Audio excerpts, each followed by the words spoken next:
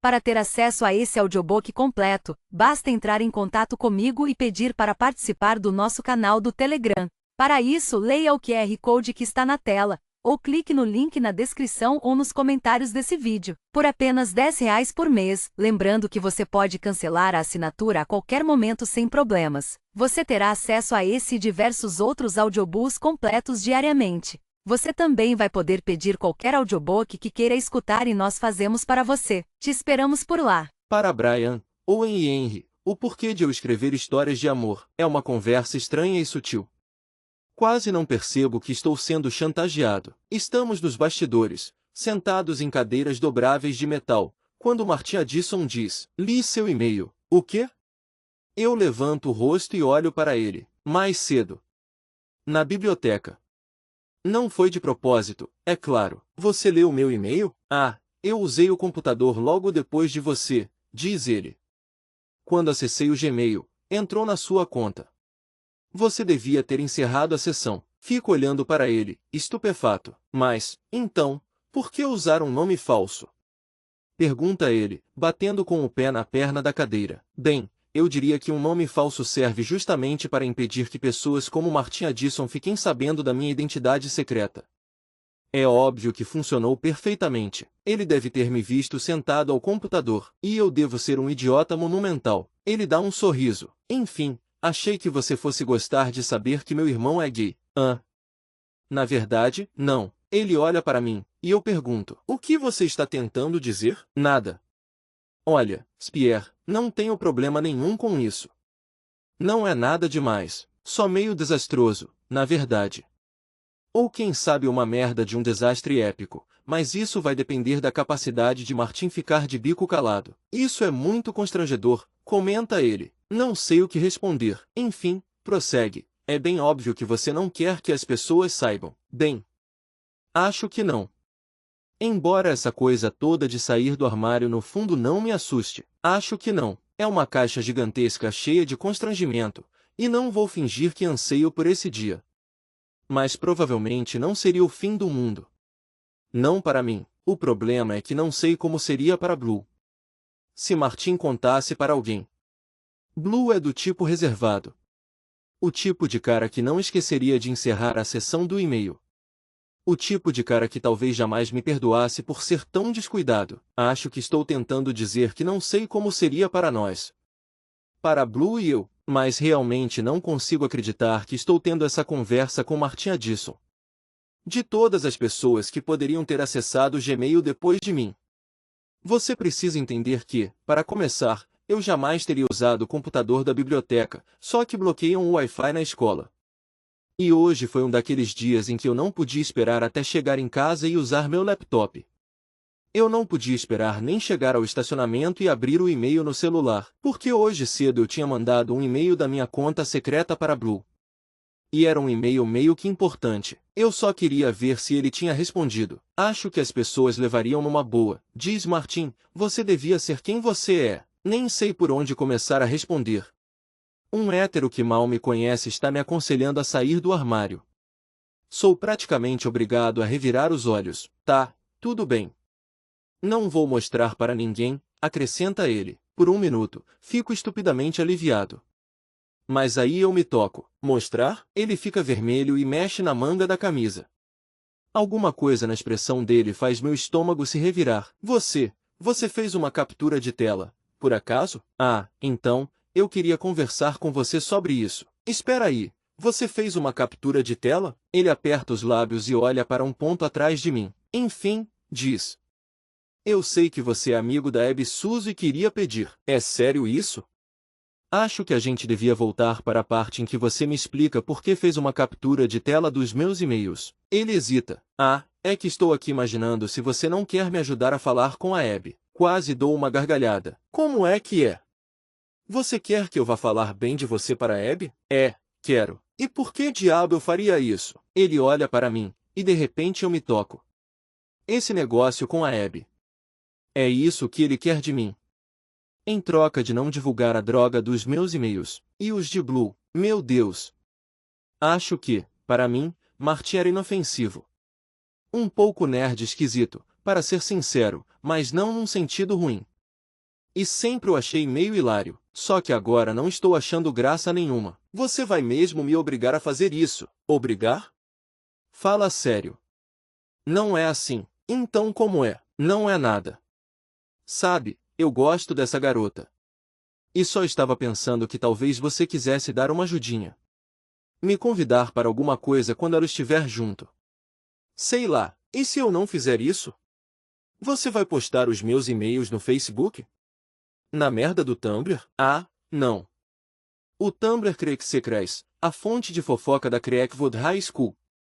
Em um dia a escola toda ficaria sabendo. Nós dois ficamos em silêncio, até que Martin acaba dizendo: só acho que estamos numa situação em que podemos ajudar um ao outro. Eu engulo em seco. Chamando Marty, diz a Sra. Albright, no palco.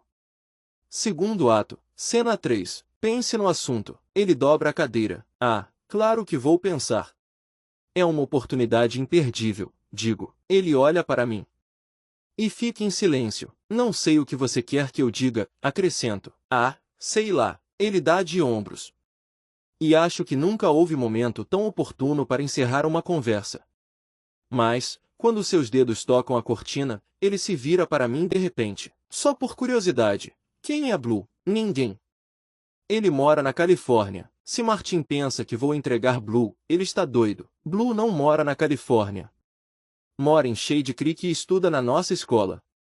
Blue não é o verdadeiro nome dele. Ele é uma pessoa.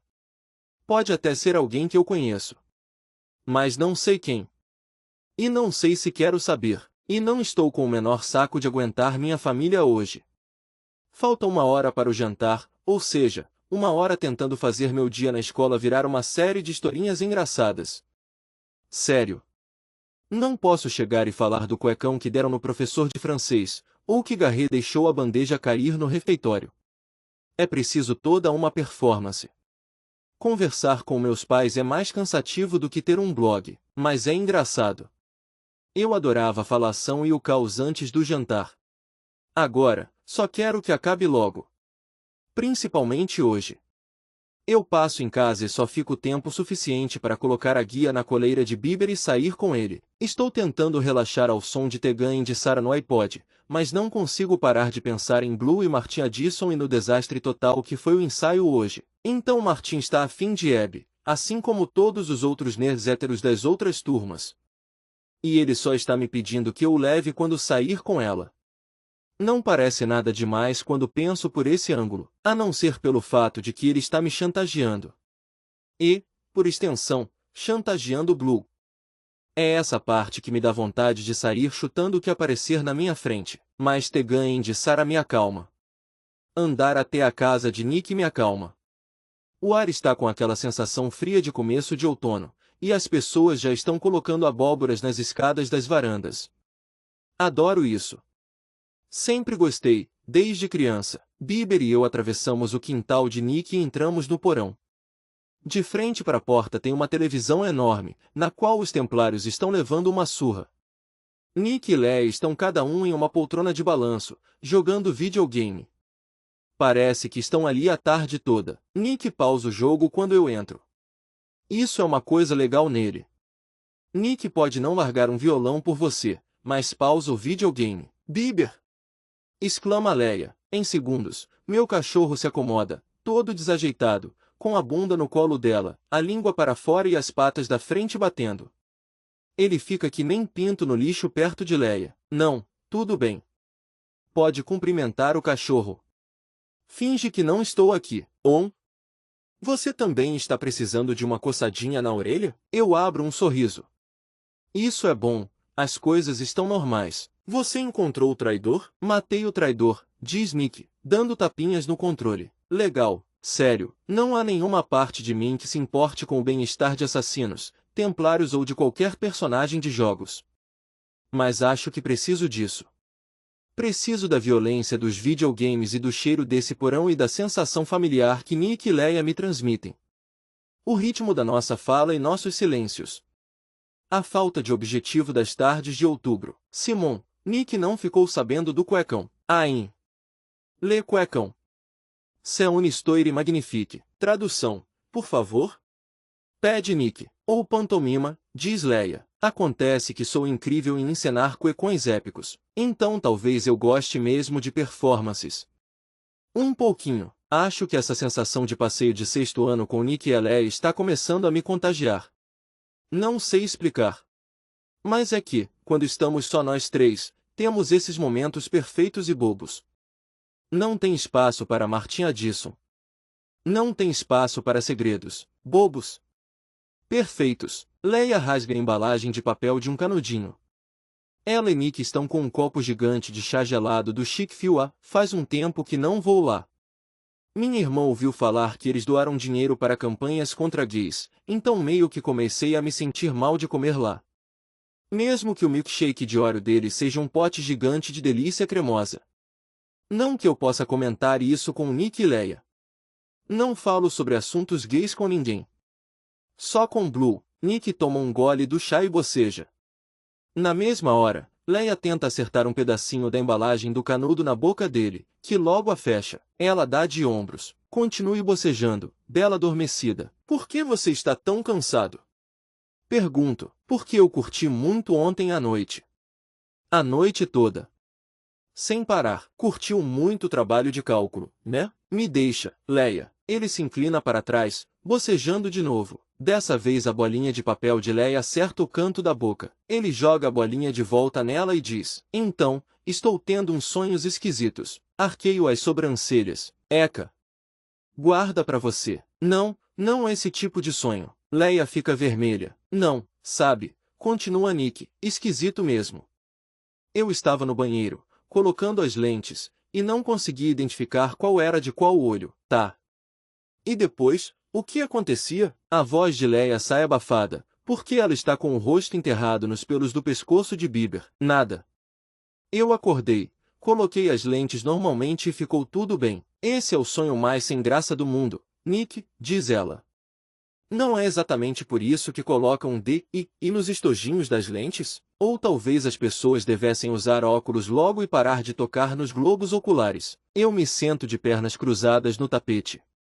Bieber pula do colo de Leia e vem até mim. E por que seus óculos deixam você a cara do Harry Potter, né, Simon? Uma vez. Eu só falei isso uma vez. Bem, acho que meu inconsciente está tentando me dizer alguma coisa. Nick não consegue mudar de assunto quando entra no modo intelectual. Obviamente, o tema do sonho é a visão. O que não estou enxergando? Quais são meus pontos cegos? Seu gosto musical, sugiro. Nick se recosta na poltrona e toma mais um gole do chá. Vocês sabiam que Freud interpretava os próprios sonhos quando estava desenvolvendo sua teoria? E que acreditava que todos os sonhos são uma forma de realização inconsciente das vontades. Leia e eu nos entreolhamos, e sei que estamos pensando a mesma coisa. E não importa, ele pode até estar falando um monte de besteira, mas fica meio irresistível quando está nessa onda filosófica. É claro que tenho uma política rigorosa de não me apaixonar por caras héteros. Em especial por caras comprovadamente héteros. Enfim, tenho uma política de não me apaixonar por Nick. Mas Leia se apaixonou. E isso gerou todos os tipos de problema, principalmente agora que Abby entrou na história. No começo, eu não entendia por que Leia odiava Abby, e perguntar diretamente o motivo não foi a melhor tática. Nossa, ela é demais. Afinal, é líder de torcida. E é tão linda e magra. Ela é muito incrível, não é mesmo? Você precisa entender que ninguém domina a arte da indiferença como Leia, mas acabo reparando em Nick trocando de lugar com Bron Greenfield no almoço, uma troca calculada, planejada para potencializar suas chances de se sentar perto de Abby. E, depois, nos olhos. Os famosos olhares demorados e apaixonados de Nick e Sneer. Já vimos essa história nauseante com Amy Verrett no fim do 9º ano. Mas preciso admitir que tem alguma coisa fascinante na intensidade nervosa de Nick quando ele está afim de alguém. Quando vê esse olhar no rosto de Nick, Leia se fecha, o que significa que existe um bom motivo para eu ser amiguinha casamenteira de Martin Addison. Se Martin e Abby ficarem juntos, talvez o problema de Nick acabe. Aí, Leia vai poder relaxar, e o equilíbrio será restaurado. Então, não se trata só de mim e de meus segredos. Não tem nada a ver comigo. Para, bluegren181@gmail.com, de urtour.notetonote@gmail.com. Assunto: quando você soube. É uma história bem sexy, Blue. Sabe, o ensino fundamental é um show de horrores sem fim. Ah, talvez não sem fim, porque já acabou, mas deixa marcas na psique da gente. Não importa quem você seja. A puberdade é impiedosa. Fiquei curioso. Você chegou a ver o cara depois do casamento do seu pai? Não sei muito bem como foi comigo. Foram várias coisinhas. Por exemplo, um sonho estranho que tive com Daniel Radcliffe. E a obsessão que eu tinha pelo Passion Pit no fundamental, que depois percebi que não era bem por causa da música. No 8º ano, tive uma namorada. Foi um daqueles namoros em que você nem sai com a menina fora da escola. E, mesmo na escola, não faz nada. Acho que ficávamos de mãos dadas. Fomos ao baile de fim de ano juntos, mas meus amigos e eu passamos a noite toda comendo Doritos e espiando as pessoas debaixo da arquibancada. Em determinado momento, uma garota aleatória chegou para mim e disse que minha namorada estava na frente do ginásio me esperando. Eu tinha que ir até lá me encontrar com ela, e acho que a gente devia dar uns amassos. Daquele jeito de colégio, beijo com a boca fechada, meu momento de maior orgulho. Saí correndo e me escondi no banheiro, feito uma criança ridícula.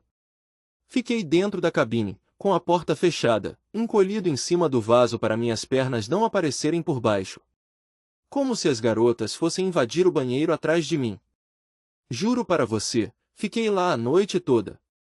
E nunca mais falei com a minha namorada. Ainda por cima, era dia dos namorados. Porque uma coisa que eu tenho é classe. Então, para ser totalmente sincero, eu já sabia naquela época. Só que tive mais 2 namoradas depois disso. Sabia que este é oficialmente o e-mail mais longo que já escrevi? Sério. Você deve ser a única pessoa que recebe mais do que 140 caracteres de mim. Isso é meio incrível, né? Enfim, acho que vou acabar por aqui. Não vou mentir.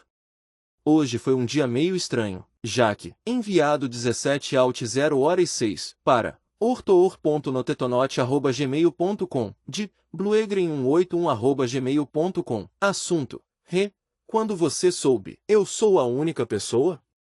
É meio incrível mesmo. Me sinto honrado, Jaque.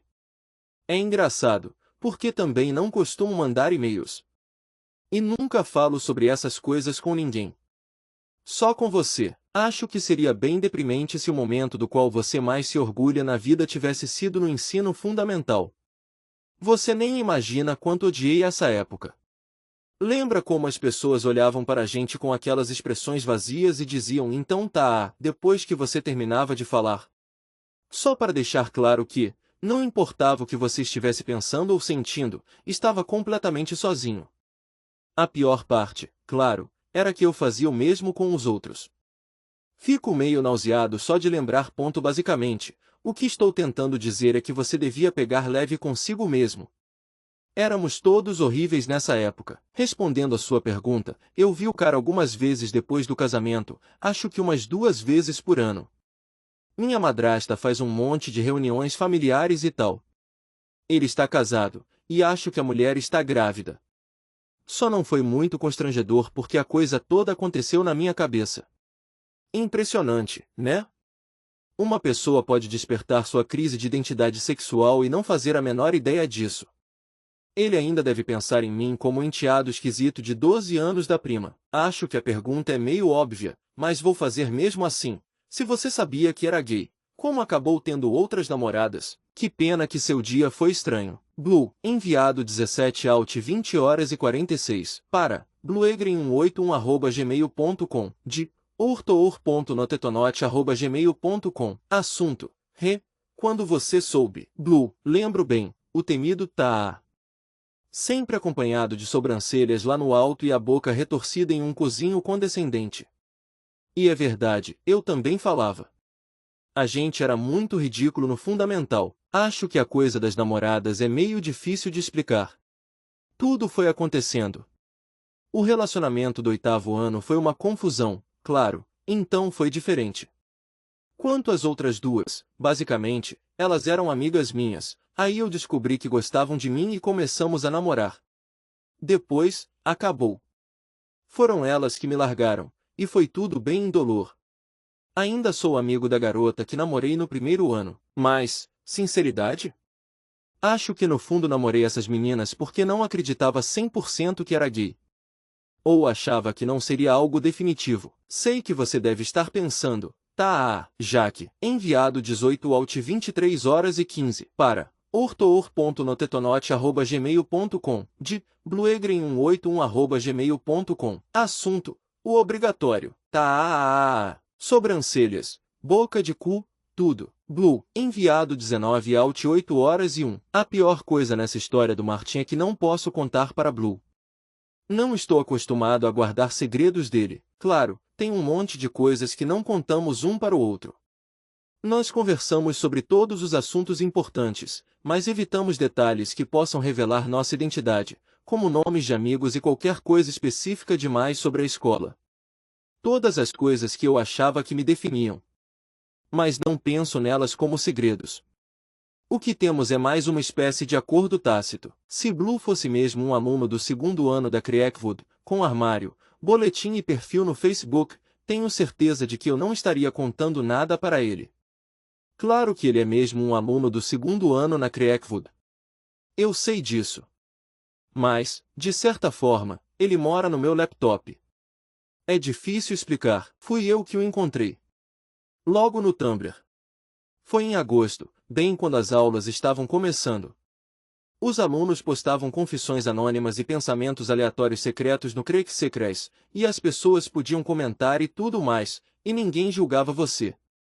Só que entrou em decadência, virou um buraco de fofocas e poesias ruins e citações bíblicas escritas errado.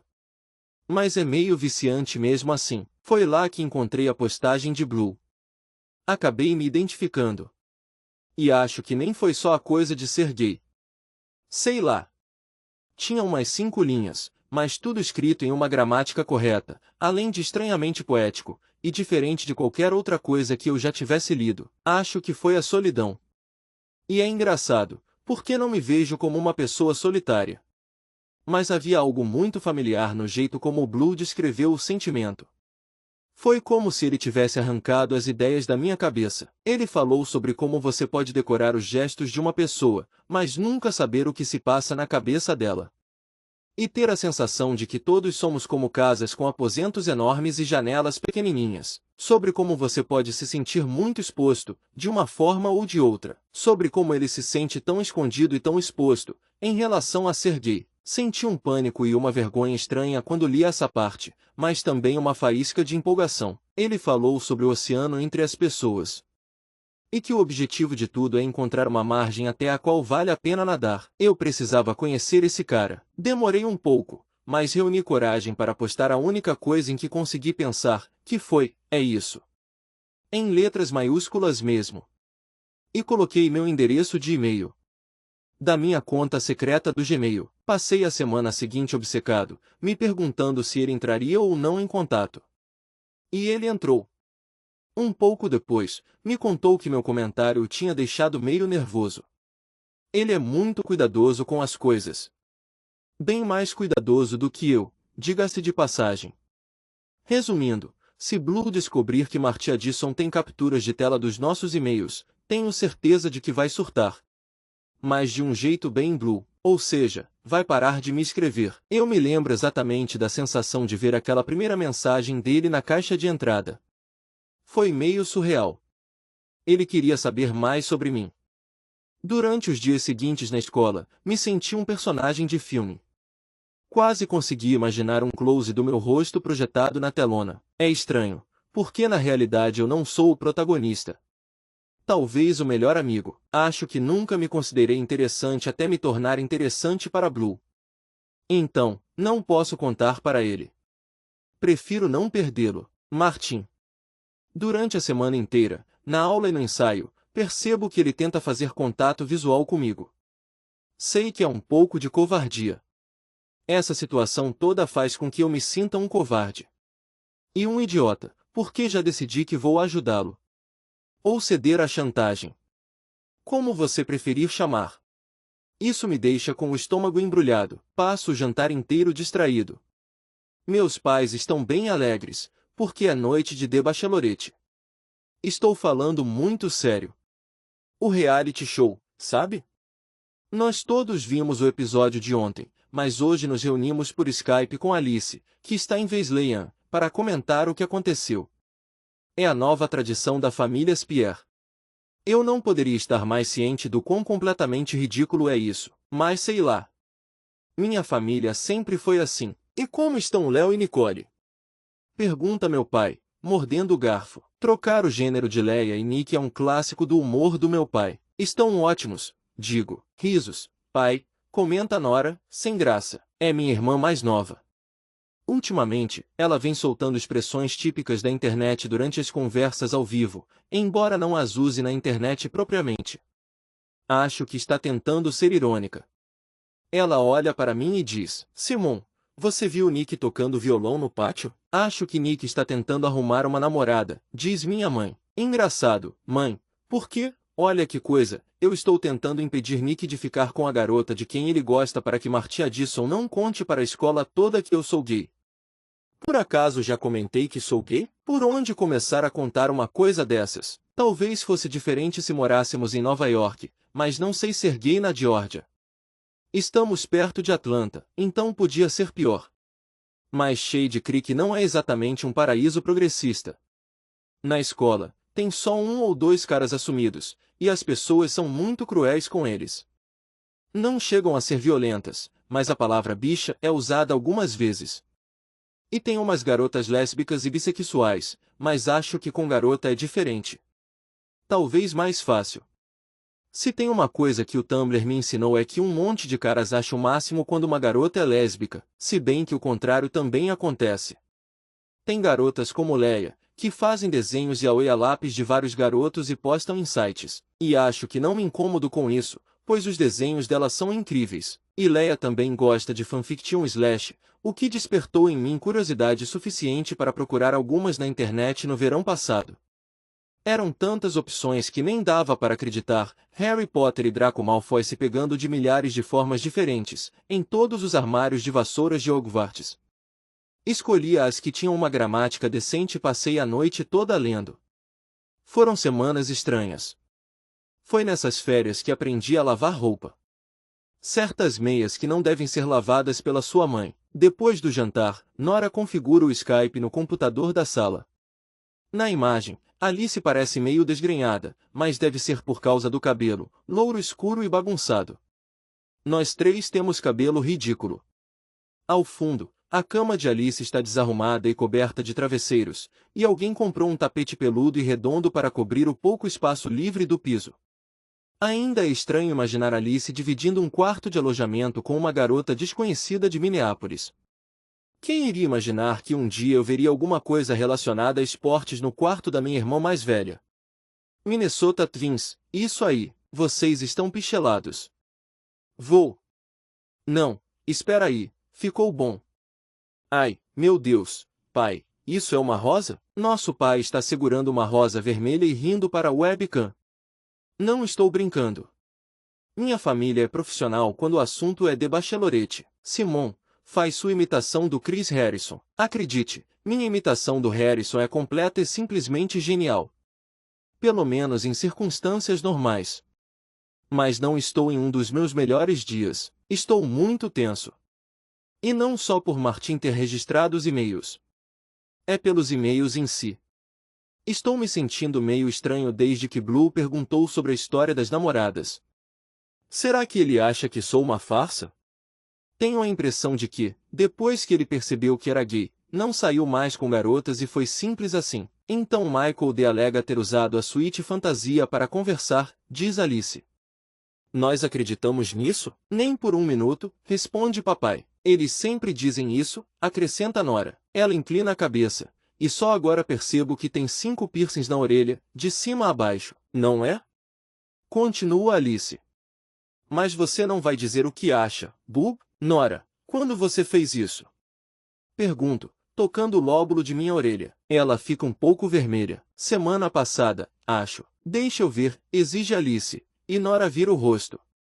Uau, mas, por quê? Pergunto, por que eu quis, mas, tipo, por que tantos? Podemos voltar ao assunto suíte fantasia? Sugere ela. Nora fica sem jeito quando é o centro das atenções. É a suíte fantasia, digo. É claro que eles fizeram. Acho que a fantasia envolve mais do que conversar, mas isso não quer dizer necessariamente cópula. Mãe, pelo amor de Deus, acho que era fácil estar em relacionamentos em que eu não precisava pensar em todas as pequenas humilhações que decorrem do fato de se estar atraído por alguém. Eu me dou bem com garotas. Beijá-las é tranquilo. Namorar era algo que eu conseguia fazer tranquilamente. E Daniel F? Pergunta Nora, colocando uma mecha de cabelo atrás da orelha. Sério, esses piercings. Não entendo a Nora. Ele é o mais gato, comenta Alice. Minha mãe e Alice vivem usando a expressão colírio para os olhos para se referir a essas pessoas. Você está falando sério? Questiona meu pai. O gay? Daniel não é gay, protesta Nora. Garota, ele é uma parada gay de um homem só. Uma chama eterna. Meu corpo todo se enrijece. Leia disse uma vez que preferia que as pessoas a chamassem logo de gorda a ficar ouvindo merda sobre o peso de alguma outra garota. E acho que concordo. Nada é pior do que a humilhação secreta de ser insultado por semelhança. Pai, para, pede Alice. Então, do nada, ele começa a cantar aquela música, Eternal Flame, dos Bangles. Nunca sei se meu pai está realmente falando sério quando diz esse tipo de coisa ou se só está tentando irritar Alice. Se ele pensa assim, acho que é melhor eu saber logo. Mesmo que eu não possa pagar essa informação depois. A outra questão é a mesa no refeitório. Faz menos de uma semana que fui chantageado, mas sou abordado por Martim quando estou saindo da fila da comida com minha bandeja. O que você quer, Martim? Ele olha para minha mesa. Tem lugar para mais um? Olho para baixo. Na verdade, não. Há um silêncio constrangedor. Já temos 8 pessoas. Eu não sabia que os lugares eram marcados. Não faço ideia do que dizer. As pessoas sempre se sentam nos mesmos lugares. Eu achava que fosse uma regra do universo. Não se pode simplesmente mudar de mesa assim, do nada. É um grupo estranho, mas funciona. Nick, Leia e eu. Os 2 amigos de Leia, Morgan e Anna, que leem mangá, usam um lápis de olho preto e são basicamente a mesma pessoa. Anna e eu namoramos no 9º ano, mas ainda acho que ela e Morgan são a mesma pessoa. Tem também a completa aleatoriedade dos amigos de futebol de Nick, Brown, que é estranho e fica calado a maior parte do tempo, e o semi-babaca do Garry. E Abby. Ela morava em Washington, mas se mudou para cá no começo do ano letivo, e a química foi instantânea. Foi uma mistura de destino e trabalhos em grupo organizados por ordem alfabética de sobrenome. Enfim, somos nós 8. Está fechado. Já tivemos que colocar 2 cadeiras extras na mesa de 6 lugares. Bem, Martim se inclina para trás e olha o teto. Acabou de me ocorrer que estamos na mesma sobre aquela questão da Abby, mas ele ergue uma das sobrancelhas e olha para mim com uma expressão séria. Martim não especificou as condições da chantagem, mas claramente é algo como, ele pode pedir o que quiser. E eu tenho que fazer. Que coisa maravilhosa. Olha, eu quero ajudar. Como você preferir, Spieer. Escuta. Abaixa o tom de voz, estou quase sussurrando. Vou falar com ela, está bem? Mas você tem que me deixar resolver isso sozinho. Ele dá de ombros. Sinto seu olhar enfesado me acompanhar até a mesa. Tenho que agir naturalmente. Não posso comentar nada. Ou melhor, agora tenho que dizer alguma coisa sobre ele para Abby. Mas vai ter que ser o contrário do que eu realmente gostaria de dizer. Talvez seja um pouco difícil fazer Abby gostar desse garoto. Porque eu mesmo não o suporto. Mas acho que isso já não vem mais ao caso. Só que os dias se passam, e eu ainda não encarei a situação de frente. Não falei com Abby nem chamei Martim para ficar com a gente ou tranquei os 2 sozinhos numa sala de aula vazia. Não sei nem o que ele quer, para ser sincero. Espero continuar sem saber disso pelo tempo que for humanamente possível. Só sei que tenho andado bem sumido. E fico grudado em Nick e Leia, para que Martim não venha falar comigo. Na terça, paro no estacionamento e Nora sai do carro, mas eu continuo lá. Ela enfia a cabeça pela janela, perguntando, Ei, você não vem? Depois, ok. Ela hesita, e depois acrescenta, está tudo bem? Quê? Está. Ela olha para mim. Nora, eu estou bem. Então tá. Ela fecha a porta devagar e se encaminha para a entrada. Não sei. Nora é estranhamente observadora às vezes, mas me abrir com ela pode ser um pouco constrangedor. Eu nunca tinha percebido isso até Alice ir para a faculdade. Fico mexendo no celular, vejo meu e-mail e uns vídeos no YouTube. Quando escuto uma batida na janela do carona, quase dou um pulo. Estou esperando ver Martin em qualquer lugar. Mas é só o Nick. Faço um sinal para que ele entre. Ele se senta ao meu lado e pergunta: "O que está fazendo?" Evitando Martin. Vendo uns vídeos. Ah, cara. Perfeito. Estou com uma música na cabeça. Se for The Who, digo a ele, Death Skirned ou qualquer coisa do tipo. Sem chance. Vou fingir que você não acabou de dizer Death Skirned. Adoro sacanear o Nick. Acabamos vendo parte de um episódio de Hora de Aventura, só por ver, e acaba sendo a distração perfeita. Fico de olho no relógio, porque não quero perder a aula de literatura. Eu só não quero ficar de bobeira nesses minutos antes da aula, porque Martin poderia aparecer e puxar papo. É engraçado. Sei que Nick percebe que tem alguma coisa errada, mas ele não pergunta nada. Com a gente é assim. Conheço seu tom de voz, suas expressões e seus hábitos mais simples. Seus monólogos existenciais aleatórios. A mania de bater o dedão na ponta dos dedos quando está nervoso. E acho que ele também sabe os mesmos tipos de coisa sobre mim. Nos conhecemos desde os 4 anos. Mas, sério, na maior parte do tempo não faço ideia do que se passa na cabeça dele. Isso me faz lembrar um monte de coisas que Blue postou no Tumblr. Nick pega meu celular e começa a olhar os vídeos. Se a gente achar um episódio com falas em versos alexandrinos, podemos matar a aula de literatura sem problemas. Se a gente achar, vou usar Hora de Aventura na minha redação de tema livre. Ele olha para mim e começa a rir. O caso é que não me sinto sozinho com Nick. É tranquilo. Então talvez seja uma coisa boa. Chego cedo para o ensaio na quinta-feira. Saio pela porta lateral do auditório e vou até os fundos da escola. Está bem frio para a Geórgia, e parece que choveu em algum momento depois do almoço. Mas aqui só há 2 tipos de tempo, na verdade, um clima que pede casaco e outro em que você acaba usando o casaco de qualquer jeito. Devo ter deixado meus fones de ouvido na mochila, que ficou no auditório. Odeio usar o alto-falante do celular, mas ouvir música é sempre melhor do que não ouvir música.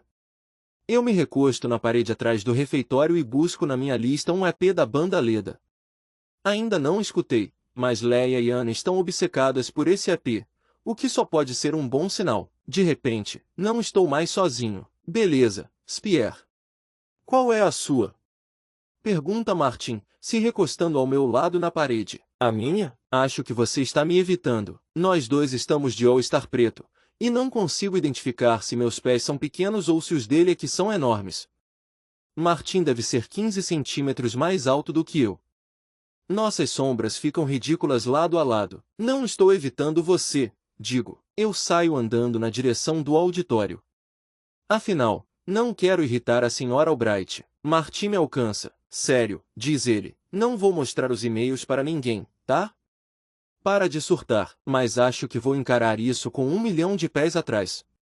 Porque ele não falou que vai apagá-los. Martin olha para mim, e não consigo interpretar sua expressão. É curioso. Há tantos anos eu estudo com esse garoto, dou risada das asneiras aleatórias que ele diz. Eu já ouvi em várias peças na escola. Até nos sentamos um do lado do outro no coral durante 1 ano. Mas eu não o conheço direito. Na verdade, acho que não o conheço nem um pouco. Nunca subestimei tanto uma pessoa. Eu já disse que vou falar com ela. Já estou com as mãos na porta do auditório. Espere. Pede Martin. Eu olho para ele, que está segurando o celular. Não seria mais fácil se a gente pegasse o número de telefone um do outro? Eu tenho escolha? Ah, ele dá de ombros. Meu Deus, Martin. Pego o celular dele e digito meu número esmagando as teclas, as mãos tremendo de tanta raiva. Legal. Vou ligar para você gravar o meu também. Você que sabe. Maldito Martin Addison. Vou salvar o número dele como um martírio abominável. Entro no auditório. E a Sra. Albright está no palco. Muito bem. Preciso de Fagin, Dodir, Oliver e os garotos. Primeiro ato, cena 6. Vamos, Simon. Abby me abraça e cutuca minhas bochechas. Nunca mais me abandone. O que eu perdi? Abro um sorriso forçado. Nada, diz ela, baixinho, mas estou no inferno de Taylor aqui. O círculo mais louro do inferno. Taylor Metternich. Ela é o pior tipo de pessoa perfeita. Como se a perfeição tivesse um lado negro. Não sei de que outra forma explicar. Sempre a imagino sentada em frente a um espelho à noite, contando escovadas de cabelo. Também é o tipo que posta no Facebook perguntando como você foi na prova de história. Não para dar força. Para saber sua nota. Tudo bem, rapazes, diz a Sra. Albright. O que é hilário, porque Martin, Cal Price e eu somos os únicos no palco que tecnicamente se qualificam no comentário. Prestem atenção, porque vamos fazer algumas marcações. Ela afasta a franja dos olhos e a coloca atrás da orelha. A Sra. Albright é bem jovem para ser professora, e seu cabelo é de um tom de ruivo intenso. Tipo, ruivo elétrico. A cena 6 do primeiro ato é a do batedor de carteira, não é? Pergunta Taylor, porque ela é o tipo de pessoa que finge fazer uma pergunta só para mostrar o que já sabe. Isso, responde a Sra. Albright. Pode ir, Cal. Cal é o diretor de palco. Ele é do 2º ano, assim como eu, e carrega um fichário azul gigantesco com uma cópia do roteiro, com espaçamento duplo e cheia de anotações. É engraçado que o trabalho dele seja basicamente dar ordens na gente se estressar, porque ele é a pessoa menos autoritária que já conheci. Ele é meio delicado e tem sotaque sulista, coisa que, na verdade, quase não se vê em Atlanta. Ele também tem o tipo de franja castanha desgrenhada que eu curto e olhos azul escuros como o oceano. Nunca ouvi nada sobre ele ser gay, mas tem uma vibe, certo, diz a Sra. Albright. Dodie acabou de fazer amizade com Oliver e está levando o garoto para o esconderijo pela primeira vez, para conhecer Fagin e os outros.